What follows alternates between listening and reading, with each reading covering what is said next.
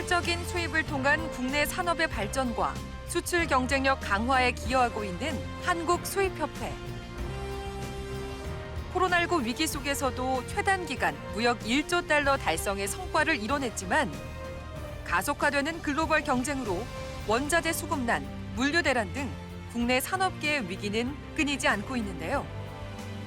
글로벌 공급망 불안에 선제적으로 대비해 국내 산업계가 안정적인 수급을 받게 되려면 어떻게 해야 할까요? 홍광희 한국수입협회 회장과 이야기 나눠봅니다.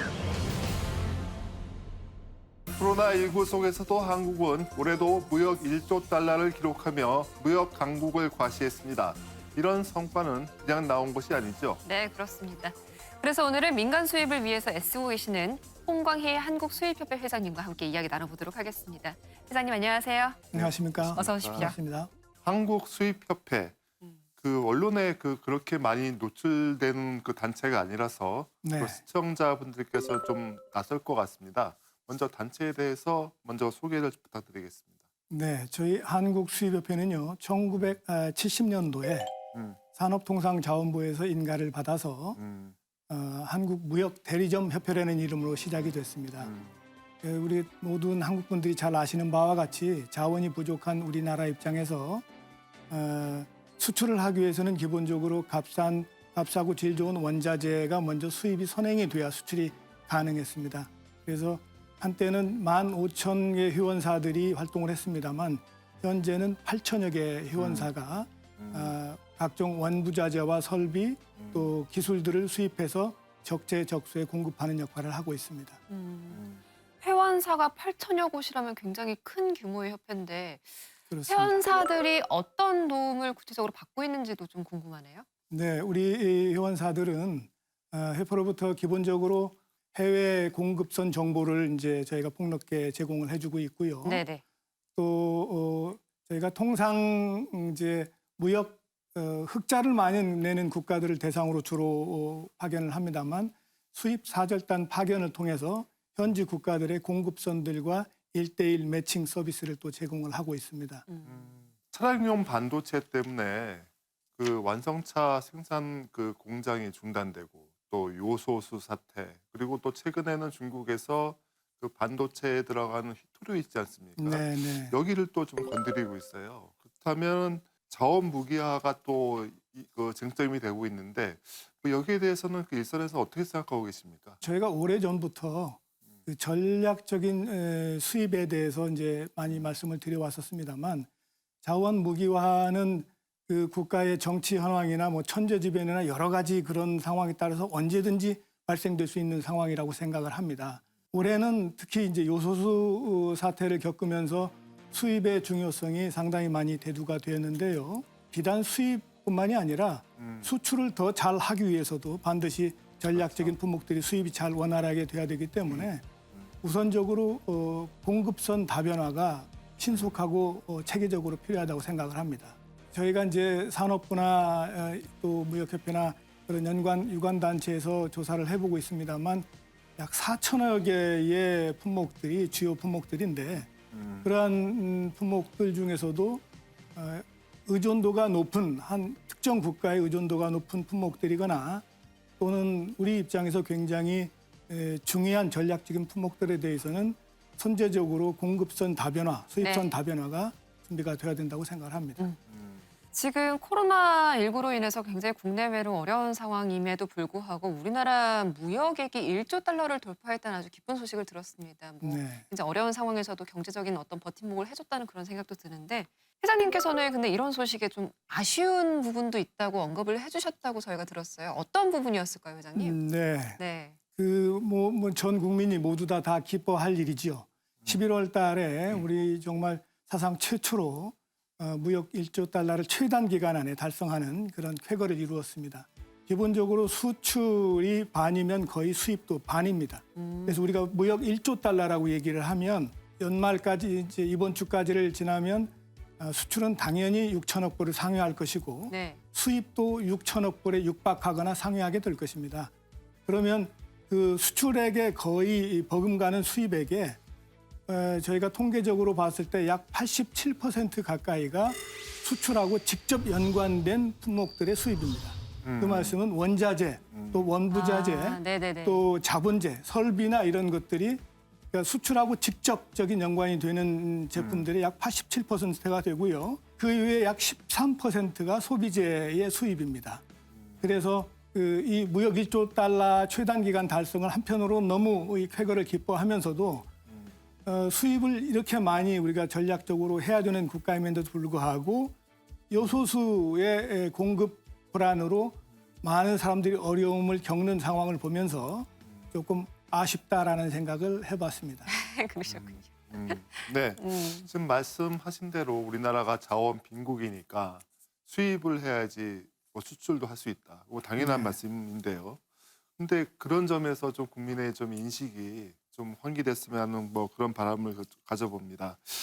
근데 코로나19 발생으로 그 수입도 지금 반드시 필요한 수입도 좀 막히지 않았습니까? 또 현지에서 그렇습니다. 뭐 공장이 가동이 좀 율이 떨어지고 뭐 수입사들은 어떤 그 어려움을 겪었나요? 네, 어려움이 많죠. 그러니까 우선 중국을 위주로 해서 조업 중단이나 조업 감소들을 통해서 상당히 어려움을 겪고 있고 또 게다가 소위 물류 차질이 너무 심각합니다.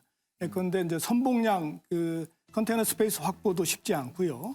그다음에 인랜드 트러킹이나 또 부두의 하역도 원활치가 않아서 그 물건 조달에 굉장히 어려움을 겪고 있고 또 부득이하게 그 납기가 지연이 돼 그러한 이유들로 해서 납기가 지연이 됐을 때 국내 수입업자들이 또 공급하는 엔드 커스터머들 최종 소비자들로부터 그러한 어쩔 수 없는 상황으로 인한 계약 불이행이 생겼을 때 그거에 대해서 즉각적인 어떤 그런 보전이나 이런 걸 받기가 어렵습니다. 그래서 상당 부분 수입하는 회사들이 감수해야 되는 부분이 있고 또 게다가 그 환율의 그 급격한 변동이 네. 수입 회사들에서는 굉장히 어려움을 겪는 부분이기도 합니다. 코로나19가 일단 길어질 것 같습니다. 어쨌든 지난 2년 동안 잘 대처하시면서 이제 수입사들의 많은 도움도 주셨잖아요. 네. 내년 한 해에는 어떤 대비책을 세우셨는지 우리 또 수입사들이 좀 궁금해할 것 같다는 그런 생각도 들고요. 네, 우선적으로 저희가 이제 지난 그 코로나 상황을 겪으면서 수입사들과 또 수입 동향을 전체적으로 아주 상세하게 지금 모니터링을 하고 있고요. 무엇보다도 정부 방역 지침에 따라서 다양한 세미나나 행사를 신속하게 비대면으로 개최를 했습니다.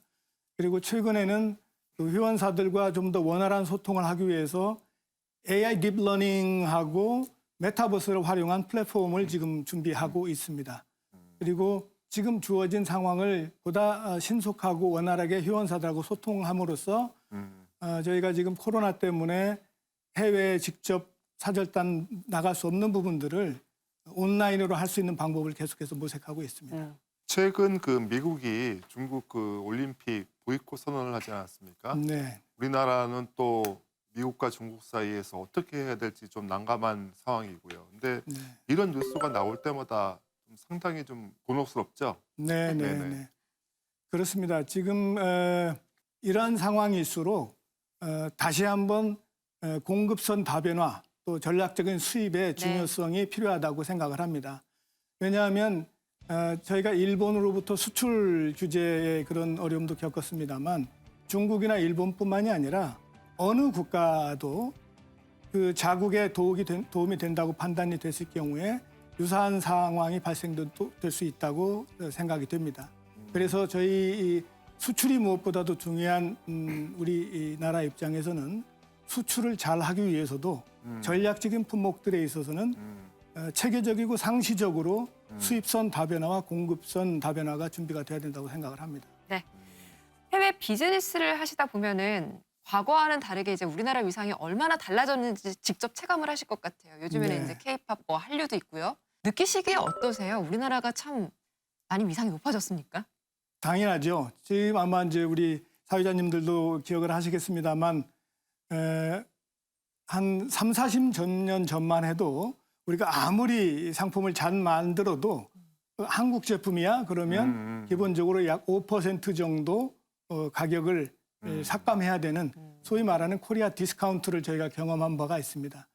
그런데 최근에는 K컬처가 전 세계적으로 지구인들한테 사랑을 받으면서 또 한국 제품이면 특히 화장품이나 이런 패션 제품들을 시작으로 해서 한국 제품이면 오히려 약 5% 가까이 프리미엄을 받을 수 있는 그런 시장이 형성이 되고 있습니다. 그렇다면 우선 생각하기 쉽게 예전에 코리아 디스카운트와 코리아 프리미엄을 5%씩 이게 이제 생각을 해본다 치면 우리가 보통 수출을 5천억 불, 6천억 불을 합니다. 6천억 불이라면 저희 우선 국가 인지도, 한국이라는 브랜드 인지도만 해서 약 1년에 60조가 수익이 더 늘어나게 됩니다. 와. 그런 걸로 봐서 우리가 정말 괄목상대할 만한 그리고 그거를 이제 지난 7월에 유엔 국제 무역 개발 네. 기구에서도 공식적으로 인정을 했죠.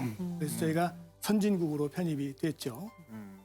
지금까지 많은 노력을 해 오셨는데요. 그렇다면 그 협회 차원으로 해결하지 못하는 그런 부분에 대해서는 정부한테 어떤 그 역할을 당부하십니까?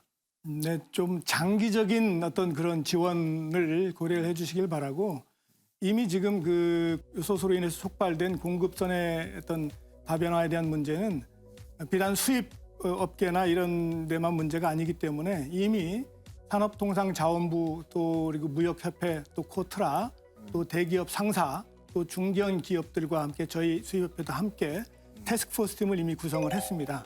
그래서 이미 이제 시작을 하고 있고 정부 차원에서는 우리가 의존도가 높은 국가들의 어떤 그 의존하기보다는 말씀드린 4천여 개 품목을 중요도로 뭐 1,000개든 몇백 개든 단계별로 이렇게 구분을 해서라도 단기적인 목표가 아니라 장기적인 언제든지 저희는 그거를 EWS라고 저희가 표현을 하는데 Early Warning System이라고 표현을 합니다. 조기 경보 시스템을 가동할 수 있도록 그런 시스템을 구축하는데 저희 협회도 일조를 하고자 하고 그런 시스템을 정부 차원에서 구축하는데 좀 지원을 해주십사 부탁을 드리고 싶습니다.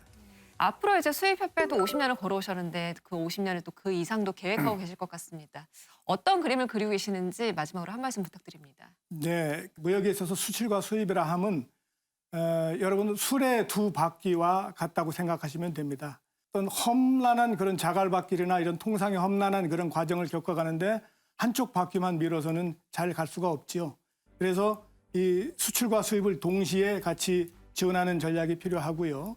그리고 저희가 개발도상국을 벗어나서 이제는 국제적으로 통상 8대 대국, 10대 무역 대국이 돼 있는 상황인데 이제는 수출을 대내적으로 소리 높여 외치기보다는 네. 수출은 조용하고 세련되게 수입은 요란하고 전략적으로 라는 얘기를 제가 하고 싶습니다. 이제는 더 이상 우리 물건을 팔기 위해서 소리 높이 외치기보다는 우리 K컬처와 함께 오히려 우리가 이 전 세계에서 10위권 안에 드는 수입 대국이다. 당신네 나라를 얼마든지 사줄 준비가 되어 있다는 걸 먼저 어필하고 우리가 문호를 개방하는 것이 상대 국가에 대해 더 많은 수입을 할 수 있고 더 장기적으로 길게 수입할 수 있는 그런 전략이라고 생각을 합니다. 그래서 그런 점에 있어서 우리 한국 수입협회가 많은 역할을 할 수 있다고 생각을 하고 일반적으로 생각하실 때 수입상이다, 수입이다 그러면 조금 배관시하는 그런 경향이 있는데 그렇지 않다는 것을 이해해 주시고 저희가 하는 활동도 적극 지원해 주시고 격려해 주시면 감사하겠습니다. 이렇다 할 자원이 없는 우리나라는 그동안 무역으로 경제 대국 반열에 올라섰습니다.